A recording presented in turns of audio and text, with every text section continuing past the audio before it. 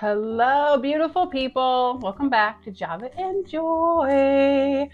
We are covering a very, very important topic today. We're going to be talking about whether or not us as women actually need hormone replacement therapy or not.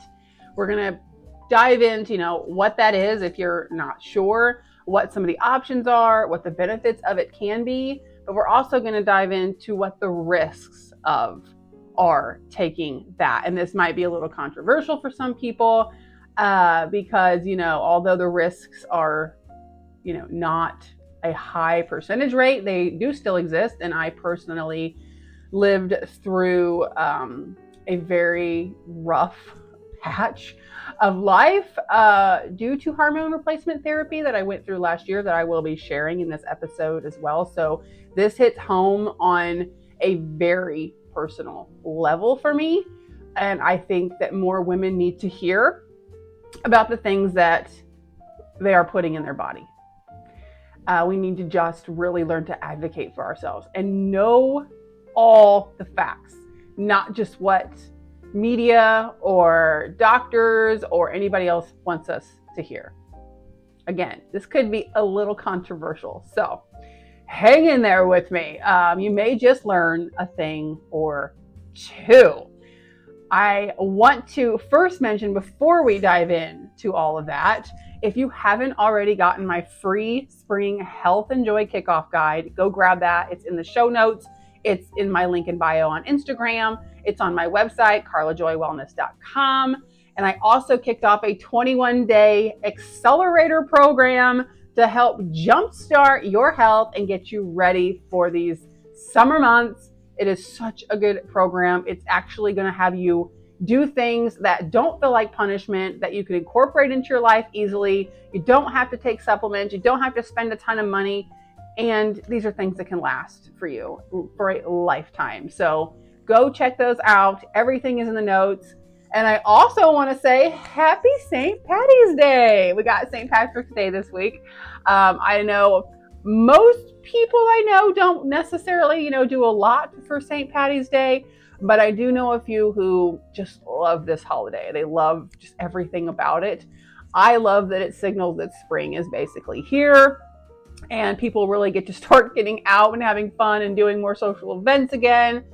We do some pretty cool things around Indy. We dye our canal green and we have a parade and all these things. So hopefully we can have some good weather for that this week for sure. But either way, I just wanted to take the time for those people who do love Patty's Day and love to celebrate or just want a reason to celebrate. I wish you all a very happy St. Patty's Day and safe partying to you guys for sure. And as always, let's do our little warm up to jump into the episode. Make sure you've got your nice cup of coffee, a comfy seat.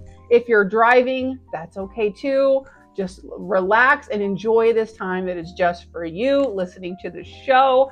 Release tension, stress, anything you're holding on to, put it aside. It'll still be there where you left it later, ladies. But for now, just take a deep breath.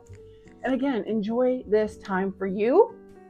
And as always, let's share our joy moment of the week. Drop yours in the comments. My joy moment of the week is that I played a hooky. And I say that in a, gestural way. I have my own business. I'm my own boss. But I played hooky on Monday and it was 70 degrees here in Indiana. Just a random beautiful day that is bookended by rain and 40 degrees and all these things. Just this one beautiful day that opened up and I'm like, I am getting out and I am enjoying this. And it was so wonderful to be outside without a coat. We went and played golf. I say played in a very direct way because I am not good at golf, but man, I love to go play golf. I'm so not good, but it was just nice to be outdoors, getting the fresh air, getting the vitamin D. Birds were chirping. I mean, there was a beaver playing in the water that was teasing with me and having fun. I say water because yes, my ball went into the water more than once, more than I'd like to admit. But it was just fun, driving a little cart around, having snacks, I fully took advantage of it. And I rarely just take a day like that. I mean, I take days when I need it, mentally or physically when I'm not feeling great, but I rarely take like a fun day. And man, was that awesome. So that was my joy moment of the week for sure. Share yours with me, drop it in the comments. As always, if you want to take a selfie of you with your joy moments or just having a cup of coffee, post it on your Instagram or in your stories on Instagram and tag me at Carla Joy Wellness. A, I love seeing these stories. B, it spreads the joy to other people. And C, sometimes I secretly grab little, people to win giveaways and pop-up goodies from me when you share these things and tag me. So share, tag, spread the joy. Sound good? All right. Now we can jump into this episode. So first of all, I'm sure so many of you can relate to hot flashes, low energy, mood swings, stubborn weight gain, and just feeling like you're out of control. Like you're no longer in control of your own body. And that is a scary time being a woman. We were not properly trained, educated, warned, for lack of better words here, about perimenopause. I mean, we heard about menopause. We're like, yeah, we're going to go through the change. We're going to have some hot flashes, maybe some night sweats. First of all, I don't know about you, but for me personally, I thought this was going to be when I was like maybe 50, 60, whatever. I don't know why I had that in my head, but that's where it was. That's where it lived. But perimenopause starts way earlier than that for so many of us. Me personally, I did not bear children. And from my understanding and research is that could mean that perimenopause starts even earlier, right? Kind of like if you ain't going to use it, you lose it type of situation. I started seeing perimenopause symptoms around 39. Couple years now into the 40s, and boy, has the 40s come in hot in more than one way. So perimenopause is not talked about enough. We really don't know the signs and symptoms. And even if we did, even when we are aware, it sucks. It sucks. I'll say it. Perimenopause is rough, ladies. Holy moly. Like, we just don't know how we're going to feel day to day. New things pop up and we're just trying to figure out what it is, how to manage it. Am I, ringing a bell here with any of you? Am I right? It's awful. It's all I could say is it's awful. And sometimes we're presented, well, I'm not going to say sometimes, I'm going to say most of the time, we're presented with a magical fix called HRT, Hormone Replacement Therapy. And I'm going to go into a lot more of what that is. But basically it's presented to us like, here you go, use this, take this, whatever, and you're going to feel better. And that's about it. We're like, okay, because, the doctor says, take this. We trust them, right? We believe in our medical system. And, sometimes we should, and sometimes maybe we shouldn't. And we're going to go a little more into that. But first of all, let's talk about what that hormone replacement therapy really is and what it's meant to do. So first of all, it can come in a lot of different forms. You've got pills, creams, shots. I mean, you name it. Different type of balances, different brands. I mean, it's insane the amount of options that are out there for hormone replacement therapy. There is also bioidentical hormone replacement therapy, which is a newer option that does show much safer processes, much less risk to that. Although, as we know, nothing comes with no risk, right? This is life. So just off the bat, just know you can go do your research on this. There's so many options of it. But at the end of the day, it is meant to balance your hormones. It is meant to replace the hormones that your body is like no longer wanting to produce for you, specifically things like estrogen, progesterone, sometimes testosterone, because that's what perimenopause is all about. It just stops creating the hormones in the same way that it used to, and that's why we start feeling awful. So the pills or the creams or the shots or whatever is meant to replace those hormones, balance everything back so that you don't got the crazy going on.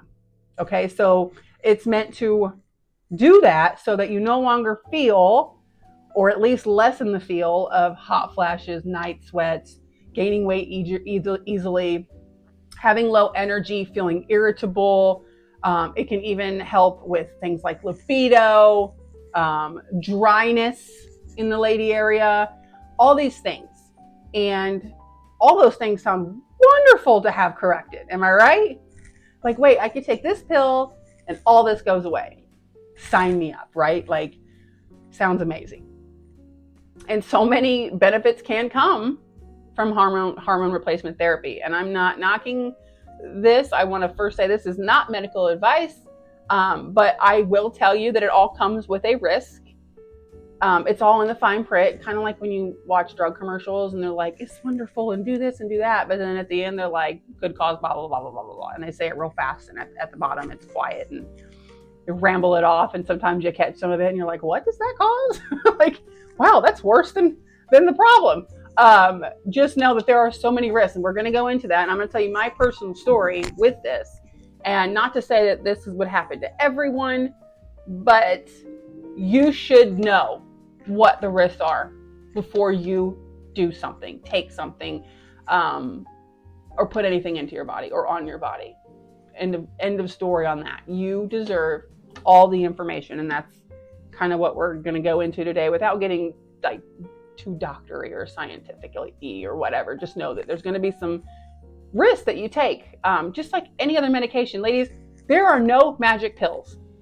There are no magic creams that you can take or use to fix something without there being some kind of drawback or risk. It doesn't exist. It will never exist. The only things you can really do to help things are things like lifestyle changes, diet, exercise, things like that don't come with risk, okay? I mean, let's be honest, even water can come with a risk. You can drink too much water. It can happen.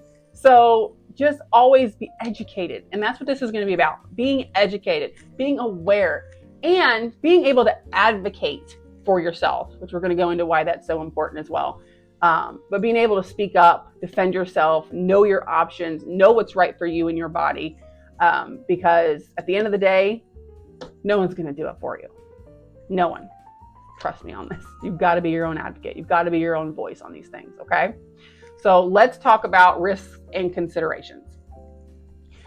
The risks definitely are higher with age, the type of hormones, how long you've been taking them. Are you a smoker? Do you already have underlying health conditions? Are you overweight? All of these things can play into your risk factors, okay? But even if, like, your perfect scenario, you're young, you're healthy, you have no underlying conditions, you're not a smoker, you are in the best shape a human being could possibly be in, there are still risks with taking hormones, okay? And of course, there's always going to be like those minimal side effects that you can feel from any medication. We're talking like nausea, diarrhea, upset stomachs, trouble sleeping. These kind of things are risks nonetheless, yes, but maybe not like life-threatening. And what I want to talk about is the ones that are life-threatening. Because if you take something and it's making you nauseous, you just stop taking it, you move on with your life, or you try something else, right? But if you take something that could trigger something that could literally kill you, you should know that ahead of time. You should be talked to about that. And what I'm going to talk about is my personal experience, and that is with blood clots. So there is, yes, a very low risk of blood clots with birth control or hormone replacement therapy, or whatever you want to call this, by the way.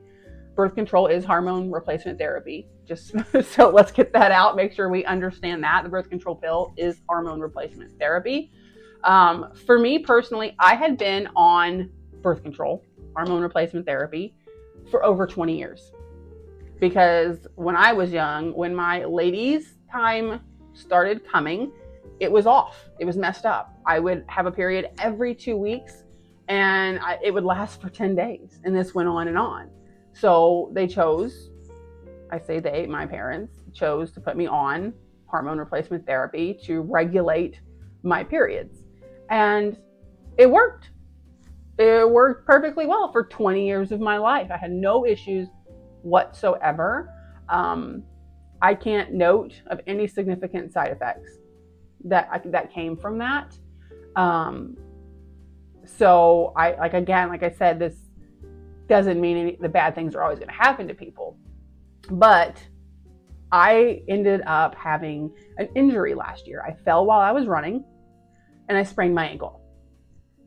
I know, it sounds very straightforward. Okay, no big deal. Which at the time I didn't think it was a big deal, didn't really worry about it. I just treated it like a sprained ankle. We ice, we elevate, take some ibuprofen, whatever, right? I had sprained ankles in high school. It wasn't the first time. I've been a very active girl my whole life. I played sports. I'm a runner now. So, little injuries like that to me, you're like, okay, cool. We nurse it and we move on. Well, about a week or two, I think it's about 10 days after the sprain, I noticed some really, really strong pain down on the side of my leg, kind of above my inner ankle. And it was like a throbbing headache. And of course I thought, oh, okay, residual pain, my ankle's swollen, things are going to hurt, right? So I kind of let it go, but it was very intense. And I'm like, wow, this really hurts. This hurts worse than the sprained ankle. I let it go for a couple days. A couple days later, it moved. And suddenly it was up behind my knee. And it was like stabbing pain, especially in the morning. And it literally felt like someone just stabbing me in the back of the leg. And I'm like, okay, this can't be from the ankle. I mean, we're all the way up at the knee, right? Like, this is weird. So of course I start Googling, I start seeing, blood clot information. And I'm like, oh my gosh, how can I have a blood clot? I mean, I can't be a blood clot. I mean, I'm healthy, I'm young, I don't smoke. Like, no way, right? No way. Well, the pain just didn't get better. And I said, okay, tomorrow, if it still hurts, we're going to get it checked, right? And it still hurt. It still hurt the next day. So, all right, okay, let's go, right? So we get to the hospital. I say, hey, I've had this injury. I'm having some pain behind my knee. I think it might be a blood clot. I'd like an ultrasound. Can you please check it? They proceeded at this point to tell me there was no way I have a blood clot. They don't happen from sprained ankles, and that it's just residual pain from limping. Because I've been limping on the sprained ankle, it's probably making parts of my leg hurt higher up. Which, does that sound logical? Sure. But all I can say is, this is where, ladies, I always say listening to your gut, listening to your intuition is crucial. Because I knew something wasn't right. Especially as a runner, I'm very in tune with my body. I knew this was weird pain. It didn't hurt like to bend or move or walk. It hurt at stillness, sitting it still. To me, if I were limping wrong, or I pulled a muscle, or I had a sore muscle or a tendon, that's going to hurt with movement. Not while it's just laying there still. This thing was throbbing while I wasn't even moving. And I'm like, that's not a muscle then. It's not how it works. And my brain knew better, thank goodness. And I listened to my body and I advocated for myself. I could have easily walked out of that hospital right then and there. But I said, well, I want it checked anyway.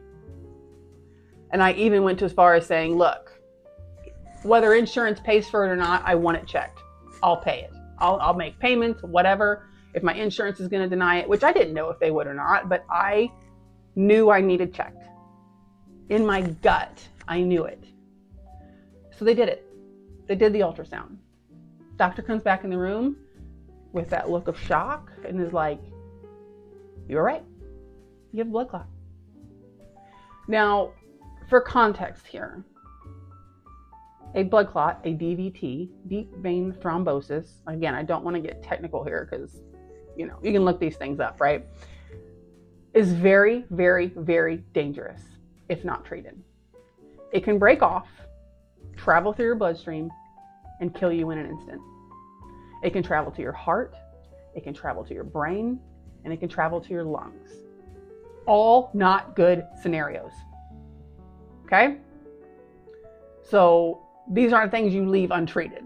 Let's put it that way.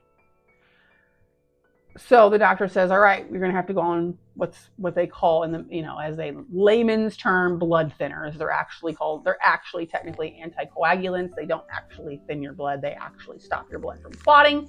But nonetheless, again, we don't want to get too educational here on this, but they said you got to start taking this medication, which instantly for me is like devastating news because I don't take medicine. Everything I've ever tried to take before has awful side effects for me, other than like an ibuprofen. I can take ibuprofen and I can take like non-drowsy antihistamines, but outside of that, wackadoodle side effects. Like I literally hallucinate from Tylenol. So you can imagine my reservations of taking something strong like this. And when you do your research on possible side effects of anticoagulants / blood thinners, whatever you want to call them, we're talking bleeding episodes, bleeding of the brain. I mean, if you get a little scratch, it bleeds and bleeds and bleeds. You bruise easily. I could go on and on with this. Okay?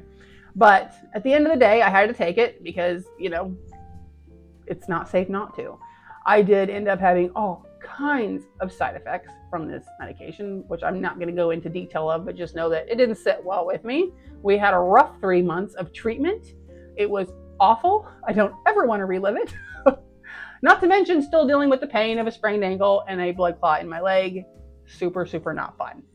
And I say all this because at the end of the day, the doctors were like, it wasn't necessarily just the sprained ankle that was the issue. The issue is you were on hormone replacement therapy, which increased your risk of blood clot.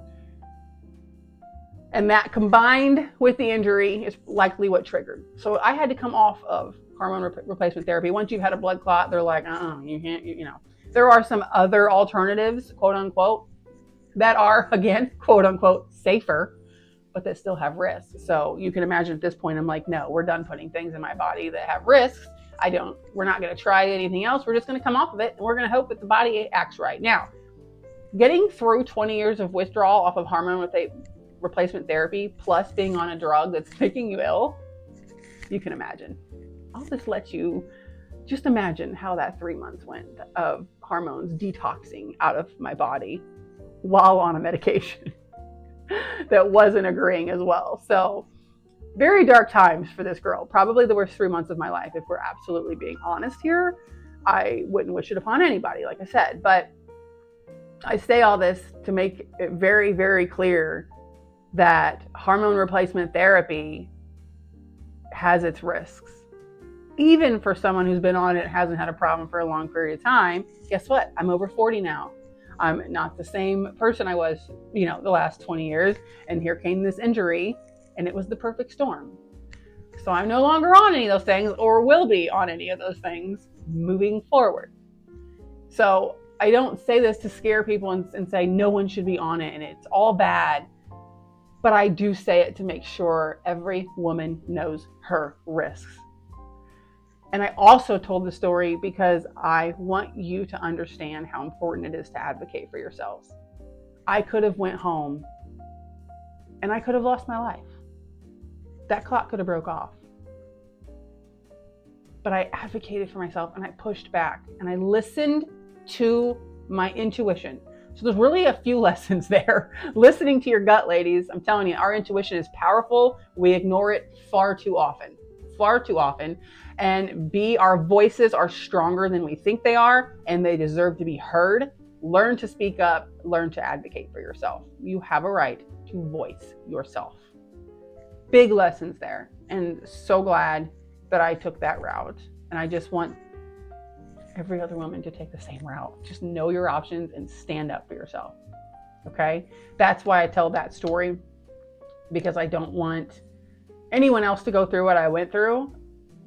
And I want all of you to be educated and empowered by this. Okay? So let's now talk about ways that you can actually help balance your hormones without taking any of that stuff.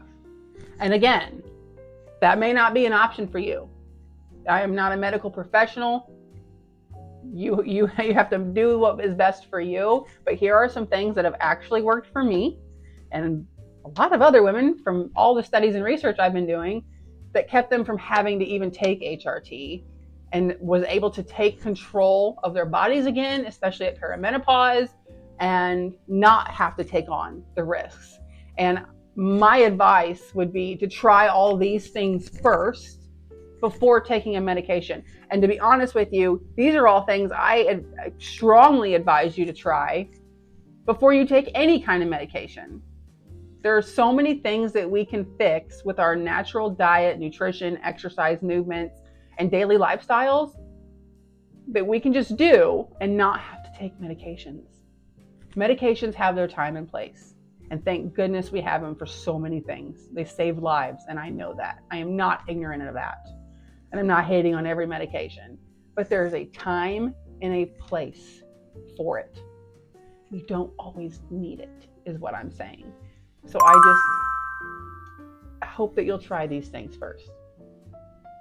So let's talk about what these lifestyle and alternative things can be. First of all, it's easy. Strength training and movement. Preserve your muscle, preserve your metabolism. It's just going to make you stronger. It keeps you from gaining weight. Yes, adding muscle helps you stop gaining fat. You burn more calories at rest when you have more muscle mass. It boosts your metabolism. So there's one. Just start strength training and getting movement. Get movement every day for 30 minutes. And I don't mean you have to go run miles and miles. You can take a brisk walk. You can do Zumba if that's still a thing. Pilates, cycling, all these things. Okay, swimming. And then getting some strength training in. It doesn't have to be going to the gym lifting a bunch of heavy weights. This can be just go over into the corner of your room, do some squats, some lunges, things like that. Get that muscle built up. Okay? Second thing is balanced nutrition, especially protein, fiber, and healthy fats. Find ways to make sure you are getting the right amount of protein every day, tons of fiber every day. Get those veggies in, veggie, and more veggie, and healthy fats. Things like avocados, olive oil. These are healthy fats. Okay, and if you can get the appropriate amount of those things, you can turn around a lot of issues like high cholesterol, being overweight, pre-diabetes, lots of things. Okay. Another lifestyle change is stress management. Stress does crazy wackadoodle things to our bodies. So if you can bring those cortisol levels down by meditating, yoga, breathing, journaling, taking warm baths, whatever that self-care is that you need to just bring it in, bring it down, settle the nerves, do it, and do it every single day. And that's why I always tell you at least 5 minutes of self-care every single day. It matters. Go to my website, free 100+ self-care activity guide sitting right there for you. And it's even broken down by how much time you have in a day. So if you only have 5 minutes, there's a whole list for you. If you have 30 minutes, there's a whole list for you. Either way, get in some kind of self-care every single day. By doing that, you will automatically help manage your stress, which will lower your cortisol levels, which again affects your hormones. All these things, nutrition, movement, stress management, all these things affect your hormones. And last but not least, sleep. Your hormones work their best when they are well rested. When you have your batteries actually charged properly, you need enough sleep. Go to bed earlier. Stop scrolling, stop watching your shows, whatever it is, cut off at the right time. Do those things up until a certain time and go to bed on time. And when you do that on a regular basis, everything else becomes easier. And I mean, not just your energy levels, but again, stress hormones go down. You make better food choices throughout the day when you are better rested. Your body looks for energy through food when it didn't get it from sleep. It's looking for quick fix calories. And that's usually in the form of junk food, sugars and cookies and crackers and all these things that you can get quick carbs and, get that blood sugar boosted. It's craving those things because it's tired. So if you don't give it sleep to give it energy, it's going to look elsewhere. And it's going to make your little diet plan, your healthy eating, all these things so much more difficult. Those cravings are going to be higher because you didn't get enough sleep. So sleep is essential. The last thing I'm going to talk about that you can incorporate, and this is not for everybody as well, but supplements. And by supplements, I mean like healthy supplements, clean supplements, not things you buy that have artificial sweeteners in them or other fillers, things you can't pronounce, quick fix drinks or shakes or pills or whatever. That's not what I mean by supplements. I mean by clean supplements that are simplistic. Things like taking vitamin C or vitamin D, getting maybe some magnesium in there. You see where I'm going. It's like very simplistic supplements. The things that you actually need, leave the other stuff out. I don't mean supplements that are quick fix to whatever issues you're having. I'm talking supplements that just support the normal body system and give it a boost of things that you may need. But I will tell you, at the end of the day, and I am a person who can attest to this, you don't even need a multivitamin in most cases if you're eating correctly.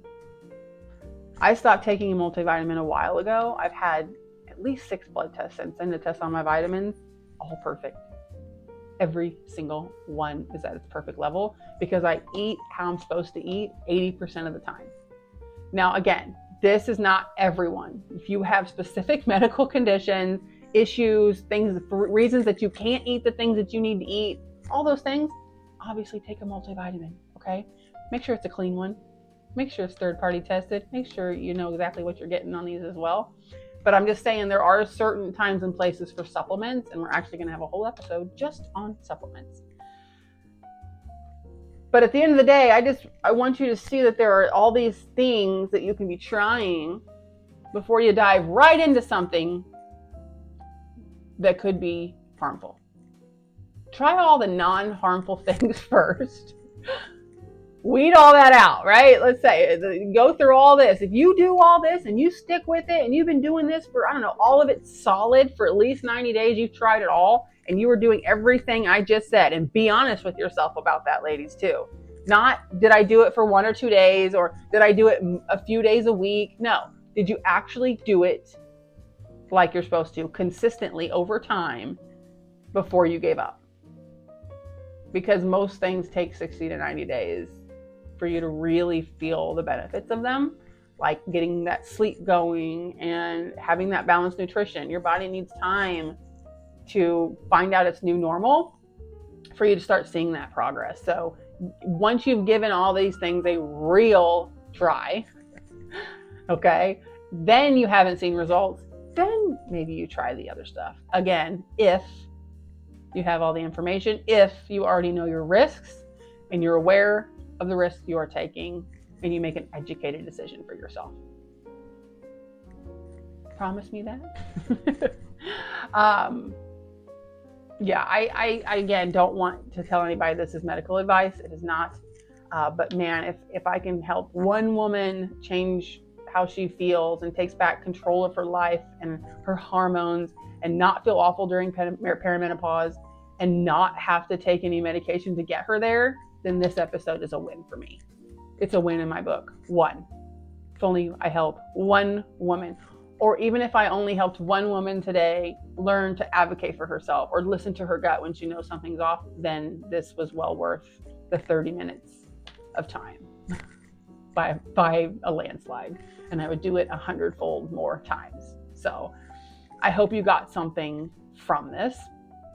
And do you need hormone replacement therapy? Maybe, maybe not. The important thing is you're informed now. You know to ask questions. You know to make the choice that is right for you. And you have an action plan of things that you can try first and foremost. So I hope you learned something from this, or at least had been inspired by this. Either way, if I did teach you something, if you got a spark of something good out of this episode, please subscribe to my channel.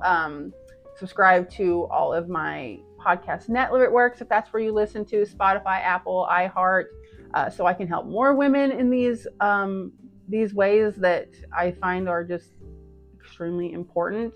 And this community really does help support women over 40 find clarity, confidence, and joy in this stage of life, because that's what we need. We need the joy. So keep trusting your bodies, ladies, and keep embracing joy. Keep enjoying the evolving you that you are. And as always, go follow me on social media, Carla Joy Wellness, on all the platforms. Instagram is my main platform. All of my links are in the show notes. Do me a favor, leave me a review. It really helps me keep that joy going.